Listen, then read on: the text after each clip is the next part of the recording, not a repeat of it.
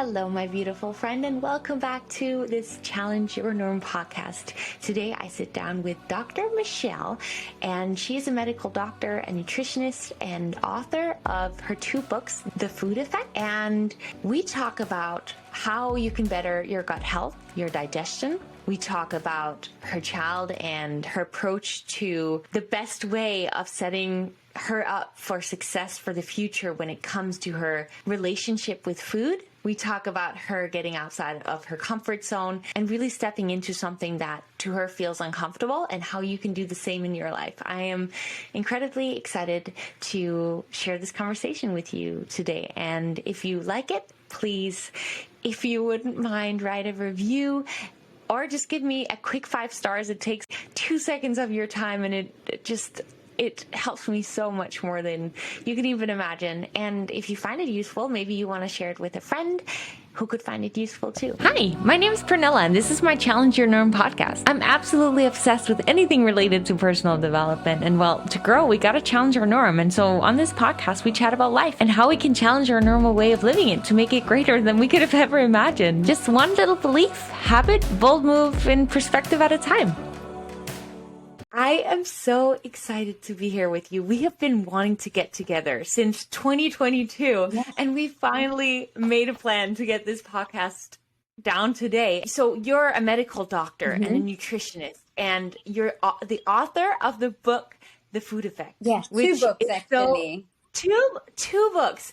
And I'm so excited to dig into all of your knowledge when it comes to food, because for me, food has been the most challenging thing to really get down on my fitness journey, on my health journey, because it doesn't just affect like my body, the look of my body. It really affects my insides, my mental state, and my whole well-being.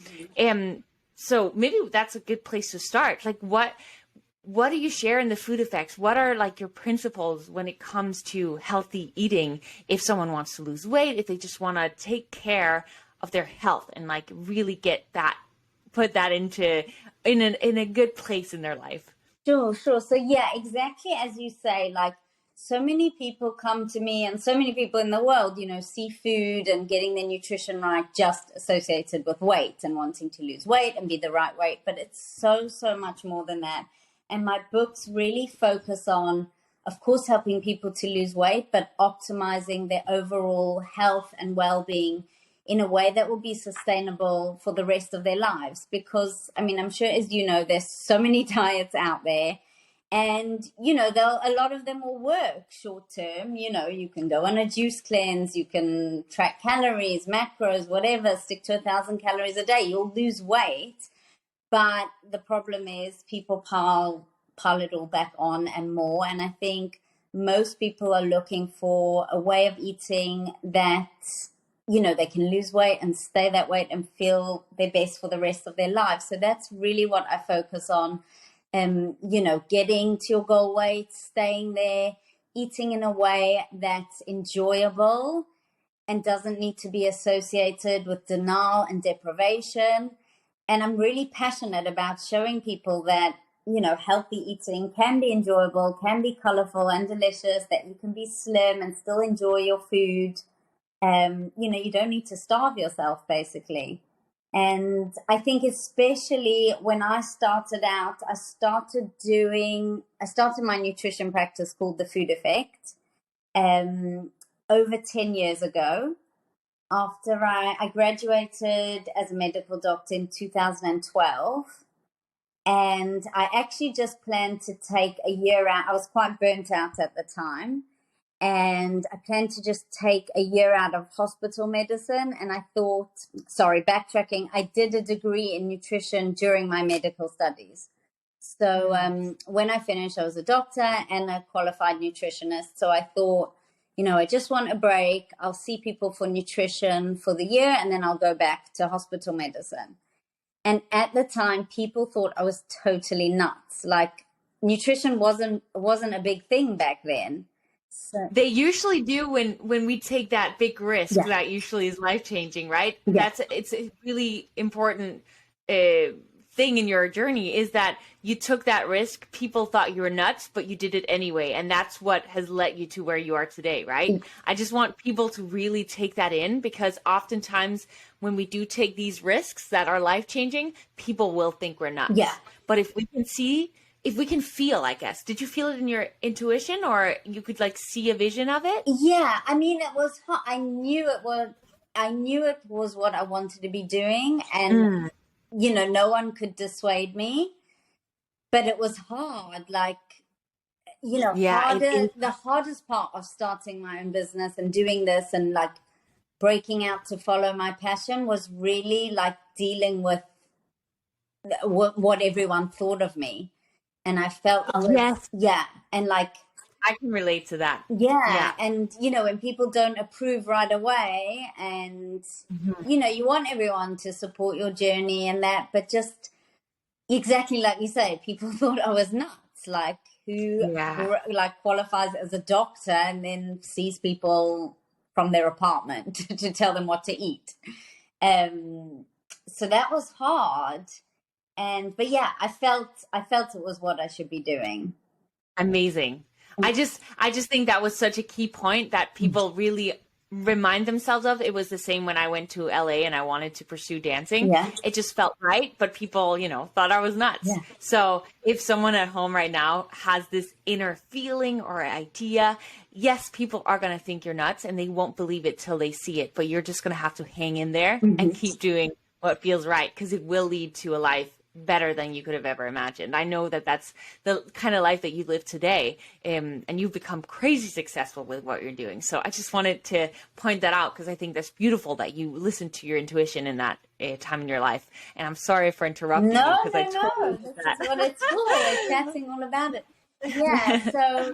So I had the 2 degrees, so I thought I'll see people for nutrition. No one at the time, 2012, like it hadn't even come out, you know, that sugar's bad for us and all this. Nutrition wasn't a thing. And everyone said to me, who would pay someone? It was like just after the recession and everything, who would pay someone for nutrition? And like, you know, family said to me, you'll get like 1 client every 6 months and whatever. I just said, I'm going to give this a go. And thankfully, it became busy and popular, you know, quite really quickly, actually.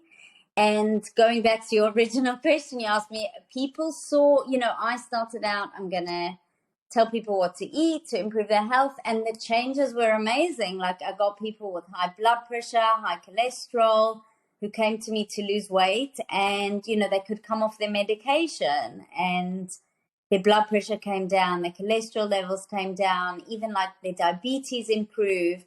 I saw people with, you know, digestive issues, IBS, gut issues, and, you know, they had amazing results just from changing the diet. That's actually something I would love to know more about, because I know a lot of people deal with both gut and digestive issues. If someone is going through that right now, what would be some easy practices or maybe even foods that they could bring on into their diet today to slowly start bettering this? Yeah, it's such a common thing I see. And actually, doctors, like conventional medical doctors, gastroenterologists, they aren't so well trained to deal with it. I mean, the crazy thing is, and I'll answer your question, but in medical school, like I was in medical school for 7 years to become a doctor, you don't learn one thing about nutrition. And like knowing what we know now, how much nutrition impacts our health, every single medical condition is impacted by what we eat, you know, inflammation, digestive issues. So we don't learn about that in medical school. So, wow, that's an important thing to keep in mind if we ever go to the doctor. It's always, you know, people say always get a second opinion. So maybe that's just something to keep in mind. If you feel something's wrong and maybe the doctor isn't able to figure out what that is, maybe go see someone else that you feel intuitively you should go see, just to get a second opinion, because maybe they'll have a different perspective on what could be going on inside of your body. Yeah, 100%. I mean, most clients I see who come to me with digestive issues, you know, bloating, cramps, all that, have been to see doctors, some of them for years, and have just been told like they have IBS, which stands for irritable bowel syndrome, and just to deal with it and to live with it, and that there's nothing they can do. So I really think, always be open to a holistic approach. So things you can do, first of all, it's not just to do with the foods you're eating, it's often how you're eating. So, when we eat too quickly, when we're stressed, stress has a major, major impact on the gut, our digestive system, digestive issues. I know with myself personally, if I eat when I'm like stressed and anxious and panicked and worried about something, I will like straight away get bloated or cramps or so really I would say try to just sit calmly. If you're like angry about something or stressed or worked up, take a few deep breaths. Don't eat like in the moment of like that, like fight or flight, because I needed to hear that reminder. Thank you. yeah, Yeah. because even scientifically, when we're in fight or flight mode, our digestive system shuts down and the blood's rerouted to our limbs and the peripheries to be able to like fight a predator or run fast, and the blood flows diverted away from your digestive systems to not work in that time because you won't be eating. So if we eat when we're in that state, your body can't actually digest well. So I would say that's really important. And then not just stress, but like eating on the go. So many people, and I can relate to being so busy, and so many people I see just like wolf down their lunch while they're rushing here and there, and they don't even, and reading their emails and checking their phone, and so you really need to just pause, even if it's for 10-20 minutes. Try not to look at your phone, try not to be busy with other things. That can really help. Chewing your food properly, that makes a huge difference. Then I would say, some people, like a lot of raw vegetables can be difficult to digest. Obviously, vegetables are great. Big salads are great. If you can eat them, that's amazing. I'm not someone who says, only eat cooked food. But if you are struggling with like cramps or bloating or IBS, you might, even for a few weeks, find it easier to digest cooked vegetables. Or not huge portions of raw vegetables. Okay. So that, and then also not eating too many different foods in a meal. So, just simplifying things a bit. Maybe if you're having like oatmeal, for example, or overnight oats, put like chia seeds and one fruit rather than like chia seeds, flax seeds, hemp seeds. I think with all these health foods, some people can go a bit crazy. Okay. So what happens if you go crazy with those different, all the seeds? Yeah. No, I mean, if it doesn't cause your stomach any problem, that's great. But it can just be difficult to digest a lot of fiber, a lot of different foods. Our bodies use different enzymes to break down all different foods. So if you're putting like nut butter and coconut oil and hemp seeds and flax seeds, it's just more difficult to digest. So I would say maybe rather focus on like a fewer options but bigger portions if you want the calories in that. Amazing. That's good to know. That can be helpful. But yeah, I love that. Great advice. Thank you.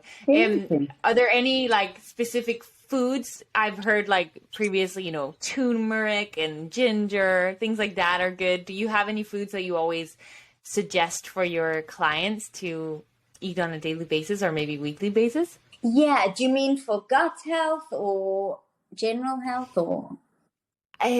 Whatever you feel to share right now that you would be. Yeah. Cool. So obviously I'm very much, so going back to your original, like the food effect diet, what is it? So very much like whole foods, not cutting out any food groups. I'm very much advocating, lean protein, whether that be plant-based or, vegetarian or chicken, fish, very much like whatever works for. I don't advocate one approach. I do have my first book, The Food Effect Diet, is not vegan. I don't advocate a lot of red meat for health reasons, but there is chicken, fish, eggs, dairy, and then I've got a vegan book called The Food Effect Diet Vegan, and they're both on their way to you, Pernilla. I'm sorry you I'm so didn't excited to read receive them them. in time, but yeah. So protein in whichever form. I'm very much for encouraging people not to cut out carbs, but of course healthy whole grain unrefined carbohydrates, sweet potato, oats, brown rice, wholemeal bread, whole wheat pasta, and very much trying to spread the message that carbs, in moderation, won't make you fat, aren't a diet disaster. We need carbs, we need them to fuel our muscles, our brain, our so many reasons. So that, and then healthy fats. I'm a huge, huge advocate of nuts, avocado, hummus, olive oil, all the tahini, all the healthy fats. And that's another thing, especially, I know I'm quite a bit older than you, but if you were a child of the 90s, you grew up being told like everything fat-free was amazing. I definitely, grew up everything fat-free, being told not to eat cashew nuts, avocados, hummus, all the things I love now. So I'm really trying to debunk the myth, like not to be afraid of fats. They really help keep us full and satisfied, help, decrease sugar cravings. They help us absorb all the nutrients, vitamins and minerals from the food we're eating. And as we were chatting about before, they help with glowing skin. So, and then you have some glowing skin. It's beautiful. Thank you. And then also, of course, loads of colorful fruit and veg, amazing. Gut health is so important. So we need fiber. So fruit and veg, eat the rainbow. I always say, they're packed full of vitamins, minerals, antioxidants. So I'd really say just, a balanced, I know it sounds boring to say that, but I think but it's often the boring, easy things that you have to do to become healthy, right? It's like people are so curious when it comes, when people reach out to me, it's like, how do I get in shape? And really, it's the simple things. It's work out pretty consistently, eat healthy, make sure you go outside and get some fresh air. It's like the simple things, but we want to make it complicated because if it's complicated, then it's like there's a reason why we aren't staying consistent with it, right? But really, if you just, it's so simple and easy to really get healthy, but it's challenging because it's creating the new habits of it, right? Yeah, I think that's the real thing, that people, it's hard to people think there's a quick fix, there's a magic secret, but I think really just making it a lifestyle. And, that's not to say I don't have a pizza, and even in my book, I say, you can enjoy pizza, you can enjoy chips, fitting those things in. And of course, like treat yourself, have regular ice cream, but just, making those things an occasional thing rather than the everyday. But I think people think exactly as you say, it needs to be complicated. There needs to be a fad. They need to be cutting something out. When really it is much more simple. I think it's just, being consistent with it, making it a lifestyle.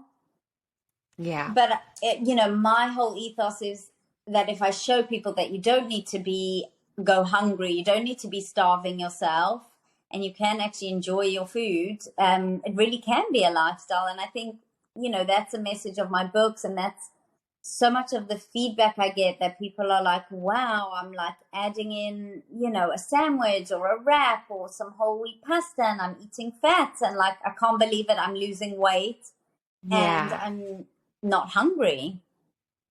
I think it's very much, as I was saying, I fell in love with your YouTube channel during Corona. And I think we just have such a similar ethos to nutrition and, all your delicious recipes, healthy recipes. You're really showing people the same thing, that you can still enjoy these delicious cakes and a pizza, but just making healthier versions of them. Yeah.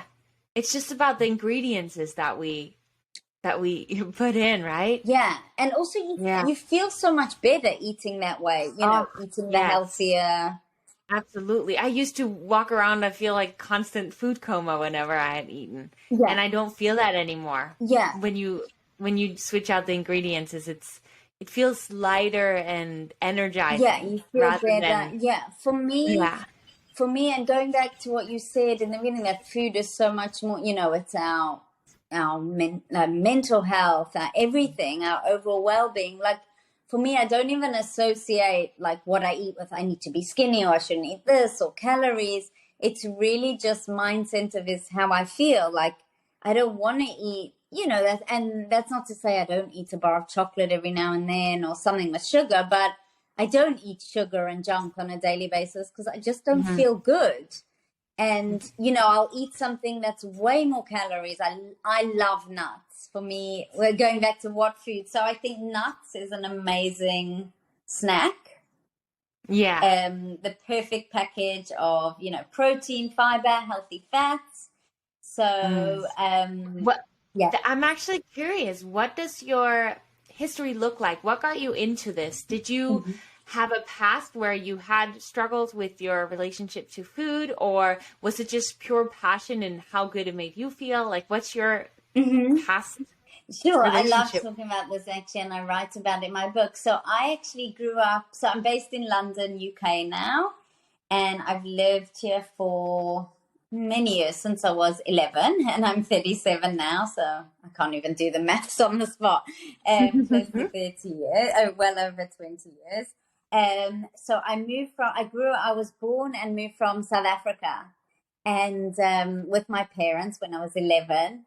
And I grew up, the food culture in South Africa is so different to the UK. I think the UK is similar to the US. Yeah. So I grew up really, my mom is an amazing cook.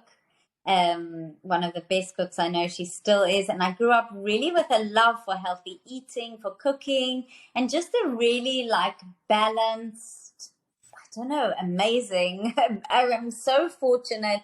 I really grew up in a house where my mom, created and cooked delicious, healthy, wholesome meals and food. And I, love salads, avocado toast, all that, eggs, chicken. I ate everything. But there was always like a cake on the counter and chocolate in the cupboards, just very balanced. Birthday cake, a normal house with treats and that in the cupboard. But I didn't even feel that I needed or wanted it. Like it was just always around me. And I suppose, I had a treat, but I wasn't one of those kids who was deprived and the one at the party, like stuffing their face with sweets and cake because they're not allowed it at home.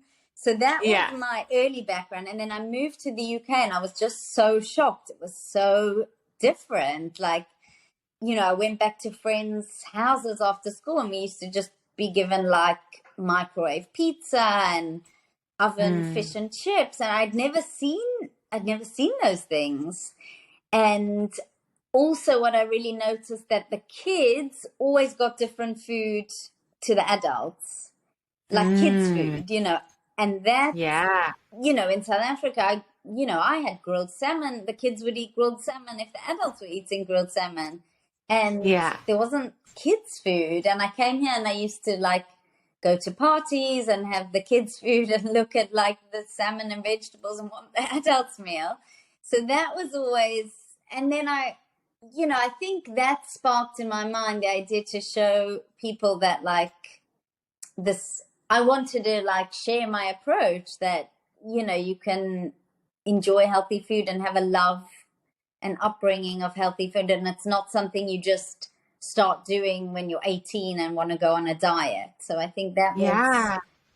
a lot of my friends and school friends in high school, you start gaining weight. I didn't, thankfully, I'm naturally petite, and quite slim. Probably around the age of 18, I did put on quite a bit of weight, just like starting university, eating a bit differently, but never like major. I always had that foundation to go back to like healthy eating, and Mm. basically just if I wanted to lose a bit of weight, I would just cut out junk. That Yeah. was always, you know, stop having the junk. So I think, but everyone else around me was struggling, like in the UK, parents, friends, my school friends. And I guess I just wanted to show people that it didn't need to be so difficult and that healthy eating could be delicious and colorful. Because I think very much in the UK is like, you only eat healthy if you want to go on a diet and lose weight, and it'll be something miserable. And you have to cut out all the things you love, and you're going to go on the diet. And when are you going to go off? So I think that sparked in me the passion to change that mentality. And then also my love of cooking came from my mom and my South African roots. And I very much channeled that into my work from the beginning. So I started a blog. At the time, there was no Instagram or anything like that. So a blog, and really sharing my healthy recipes with my clients. And that led to the book. And yeah, that's sort of my background. Where are you from originally? You're not American. I'm from Denmark. I knew that. Yeah. What's it like there culturally and the food? I actually think that it's different than the UK and the US. Yeah. I feel like it definitely is healthier, more fresh produce. And so I did grow up with more normal fresh, we're farmers. Wow. So potatoes and vegetables would be fresh. And I eat a lot of fish. Yeah, we eat some fish. Yeah, we eat some fish. Yeah. But there's definitely a lot of it that is, heavy sauces. There's a lot of heavy food as well. So I did have a lot of that, and as well as sweets every day. I would have chocolate every day, or at least in my teenage years, I would. When I was a kid, obviously my parents would try to not have me have that. Yeah.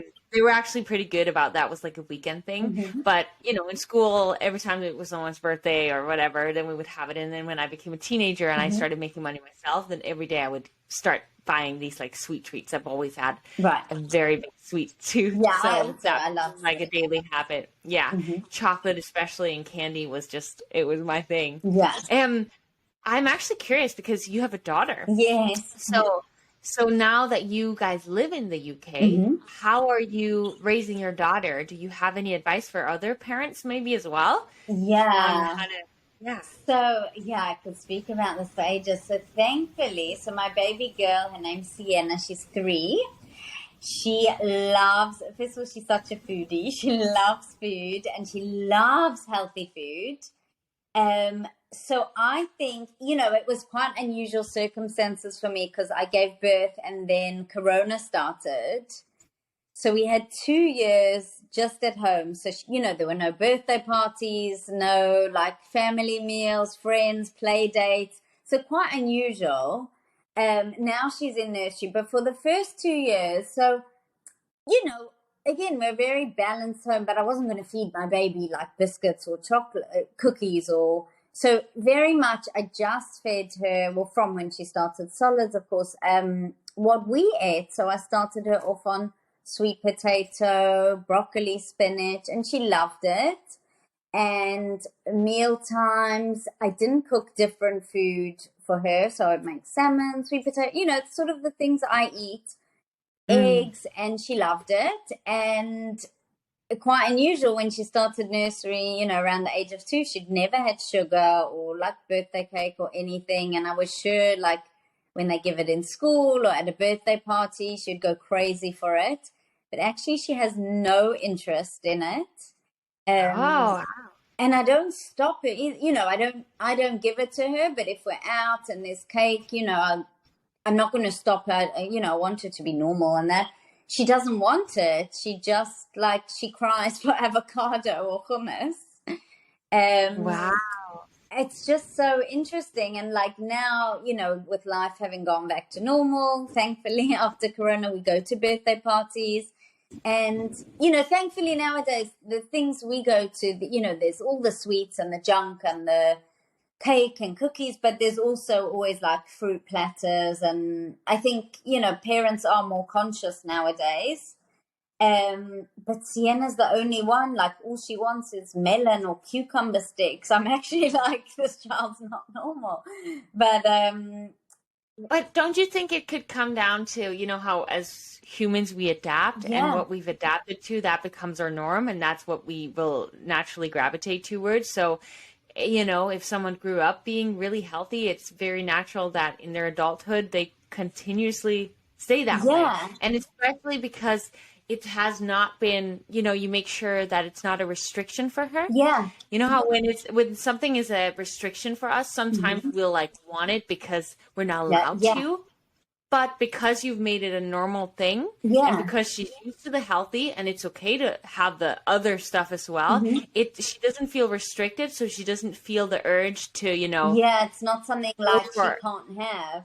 So Yeah. true. And I find it really interesting, so a few things that what you say, like it's there, like all the healthy stuff's there, but also, if she wanted a piece of cake or something, she's just not interested. She doesn't like the taste. But I find it really interesting. So with that, in terms of advice, when you start weaning, you don't need to know about this now, but when you start babies on solids, traditionally, I know in the UK, everyone mixes vegetables with apple puree. Like when you introduce broccoli, they mix it with applesauce. When they give spinach, they mix it with applesauce. Mm. And I thought to myself at the time, how bizarre. Like if you give your child spinach mixed with applesauce, when are they going to like spinach? And why should they like spinach if all they've known is this green stuff tastes sweet? When you give them spinach by themselves, they're not going to like it. And, my clients all tell me, their kids eat tons of fruit, but they don't like veggies, unless they sneak them into something, and they're all making like zucchini muffins to try get them to eat vegetables, which is fine. But, you don't want to have to, for your child to eat vegetables, they have to eat a zucchini muffin. So I think that's so interesting. Like, why is there this mentality that when you start solids, like give it with apple puree? Because why would they, only give your kids the sweet to tasting vegetables? So I didn't do that. And I think it made a massive difference. I gave Sienna pure spinach, pure broccoli, cauliflower. I didn't mix it with the apple. And that, she doesn't actually like the taste of applesauce now, or when I give her something sweet. I think that is such incredible advice Yeah. because it's, you know, what we get used to is normal for us. And if we start our life off with just having sweet things, Yeah. then it's, of course, that's going to later in life cause us difficulties Yeah. and then Taste eating buds. things that aren't sweet. Yeah. Mm-hmm. Yeah. I think that's very incredible advice. Thank you. And And I don't think it's ever too late. I think if parents have been doing that, you know, mm-hmm. giving them, I don't think it's ever too late to, it's better for the kids to navigate that change now Yeah. No, than it's it never is too late. later in life when they're in their 20s and want to lose weight. It's easier to do it as children, Yeah. especially if they have parents guiding them through it, right? Yeah. In a loving way. Yeah. Absolutely. And I would say also don't don't reward with sweets, and, don't make it. I know that's like the old fashioned, if you eat your vegetables, then you can have this, because then why, you're just making the vegetables the punishment. Yes. Yes. So really, make it exciting, and kids mirror what they see. So if you, oh, isn't this delicious? And, I genuinely do think it's delicious, a delicious pasta with vegetables, or, salmon, broccoli, I love vegetables, and, make them delicious, add tahini, that's again, like, obviously not when they're tiny baby, but I add like spices and seasoning and flavoring to Sienna's food. So, make it delicious, and show them that you're enjoying it, because they really mirror what they see. So yeah, it's that fun. thing that they say that you can't, like, if you preach something to your kid, but they see you doing the opposite thing, they're eventually going to turn out the way that you are, not as you, what is it? It's not what you say, but it's what you show, right? To your children, Yeah. that's how they're going to end up. So, and I think it's obviously always a lot harder as a parent to have to show your kids how to behave rather than just tell them. But that really is what's gonna make the biggest Yeah, change, yeah, isn't it's it? true. I'll tell you. Plus, I think your kids, just from what I've heard, I'm obviously not a parent, but they will be the biggest motivators you'll ever have in life, right? They are the most important thing in your life, and so they will be the reason to like big enough like, you know how they say that you have to have a strong enough why in order for you to change. Yeah. And I think no stronger why Mm-hmm. will ever be than your kids. Yeah. So if you see it that way, Absolutely. then yeah. I mean, even with things in my life, not obviously I eat healthy, I'm passionate about it and I enjoy it, but just like taking, I know I'm not old, but, approaching 40 and that, I want to exercise and, really be fit and how, because I want to be like an energetic mom. I told you before, like sleep is really my struggle. And before my baby, thankfully I don't need a lot of sleep and I can manage without, but like, to be like living through life, with not so much energy, drinking tons of coffee, really like, just getting by. Ever since I've had a baby, I've really like rechecked all my life habits. And I'm not saying there are lots of things I struggle with. And, I'm always like you working on myself and, falling off the wagon, getting back on, all things like that. But it really shifts your perspective that like, you're not just doing it for yourself. Like, I don't want to be like just even my mood with my sleep, like fine, before a child, like fine if I'm not in the best mood, but I get all my work done and I get what I need done. But I want to be like showing up as the best version of myself for my child. So it really does shift things. And one funny story I was thinking when you said like they mirror and they'll be your motivator, like, and you shouldn't just say, it's easier to say than to do. Like with Sian, I'm always telling her about good manners and to eat nicely and to sit at the table and don't eat standing. And often when we get home, like when it's a crazy day and I go get her from nursery and we come inside and she eats her supper all nicely. And then like I have supper after her, but I'm like running around. Sometimes I like put food in my mouth and like, while I'm getting her ready, and she's like, "Mommy, sit down, eat nicely." And I'm like, "Oh my gosh, what have I done?" And I'm like, "You're right." So our kids teach us as well, which is great. I think that's so beautiful and so cute. It really is. But Pernilla, I want to just share that that's also you've been such an inspiration to me. Talking about like what motivates you and that, like that's how I got onto your channel. Like you're so passionate about growth and, self-development and also your recipes and everything. But I was telling you before we started recording that a big thing I always wanted to do was to start a YouTube channel. Yeah. I'm so excited. And it's really something that just terrified me. On so many levels, like, I enjoy public speaking and I give a lot of talks, but I don't like talking to the camera. And then I can relate. It's so scary. But it's so scary. You're such a and natural. I think, oh no. You are. You're the best. I have just spent years of practicing. Really? But starting a YouTube channel and everything I do on social media, just making an Instagram story. The most terrifying thing ever was doing those things. Yeah, I hate it. And I think it's so important that we share this to anyone listening and just remind ourselves of the fact that you think I'm a natural, but I'm also like, first of all, I'm not. And, with YouTube, you can edit if I if I say something wrong, I can edit it, right?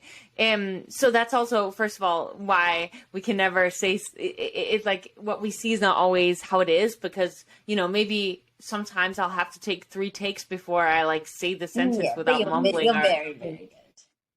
Thank you. But that thing of, it's so terrifying to start and us feeling like we can't do it at first, but then the practicing of doing it, first of all, making the decision to do it, which is something you've done now with the with your YouTube channel. I look up to you doing public speaking. That's something I want to get into this year. So I'm very inspired by you doing that, because to me, that is what's terrifying. That's for me the next step. Right. So, but I just wanted to share to anyone listening who has a fear of doing something, how everyone's fearful of it. Nobody's a pro when they get started, but taking that first step and getting started and then practicing. I just wanted to quickly share that, because I know, oh my gosh, I've had so many conversations with people recently where they want to do something, but then they're so scared because of the fear of judgment or fear of failing, fear of, all the things. Yeah. So, no, I think it's so cool that you got started on your YouTube. You really get, I mean, you didn't even know me, and I was just watching your YouTube videos, but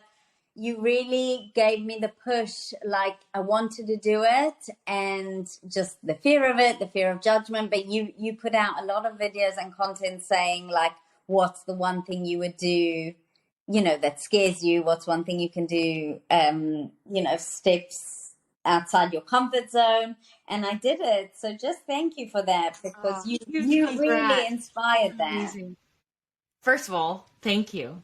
It warms my heart, because, you put things out there, but you never, yes, maybe there are a few comments, right? But it's not like hearing that coming from someone like you, but just hearing someone say that to you is so powerful, and it just makes you want to continue doing it, because when you're sitting at home or whatever it is that you're doing with your camera, speaking to the camera, you never know how you can impact someone else.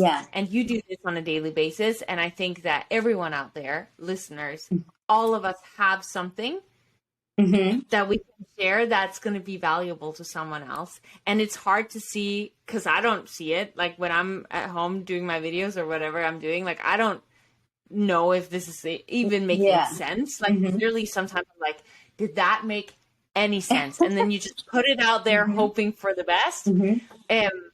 But sometimes maybe it doesn't make sense, but then at least I've gotten that much better practiced, right? To then down the line be able to make a little bit of an impact in someone's life.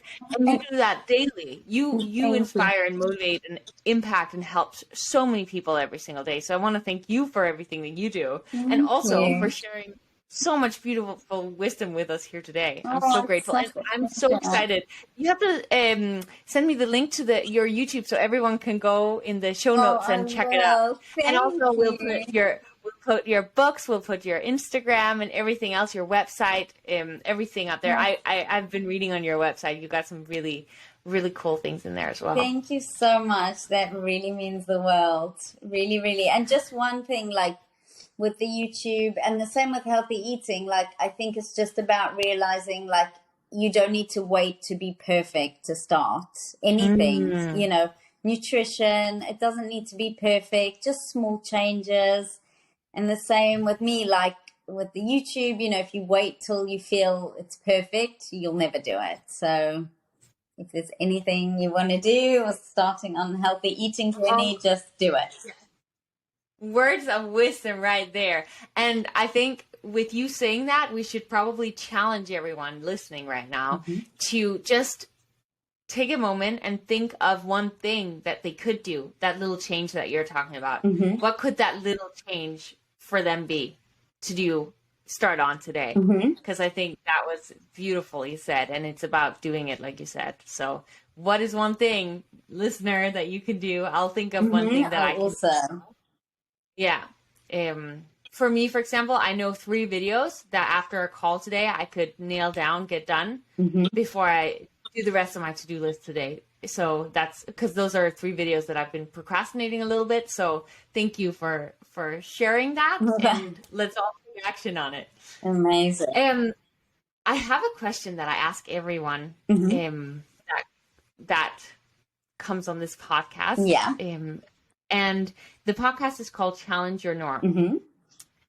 If you had to give one advice to the listener out there that they could do to challenge their norm, challenge their normal way of living, if you had one thing, maybe something that you've done in your own life that has helped you a lot, like a little thing, a big thing, whatever, that has helped you a lot, or just something you wish for everyone to do to challenge themselves.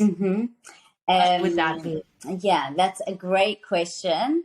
I think the thing that springs to mind for me is because we've spoken about me leaving hospital medicine to pursue my nutrition and like how hard that was for me with everyone's judgment. And again, with the YouTube, you know, my family, everyone thinks I'm crazy. Like, what are you doing? Like this busy nutrition practice, and now you're putting out YouTube videos, you know, you're not 20. So I would say, what is one thing that you are not doing or you fear doing because of what others think that you can? What's one thing that if you didn't worry about what anyone thought or anyone's judgment, you would do and do that? Oh, I love that. That is such a great one. Thank you. We all need that, because the biggest fear I think we all have is the fear of other people's judgment. So Myself thank you. too, yeah. Yeah, same. Every day in some way, shape, or form, right? And we gotta freaking fight that battle, because that can stop us. Because it's silly. Deep down, we all know it's silly. But amazing advice. Thank you so much for. Thank you, Pernilla. Thank you for having me on. I'm so grateful for you. Thank you, and me you. I could chat forever. I mean, we're gonna have to do this again sometime if you want to come on again. Oh, I would absolutely love that. Thank you. Amazing. Thank you so much. And to everyone else, always remember that in order for you to grow, you have to challenge your norm. Amen. Amazing. Oh my gosh, that was so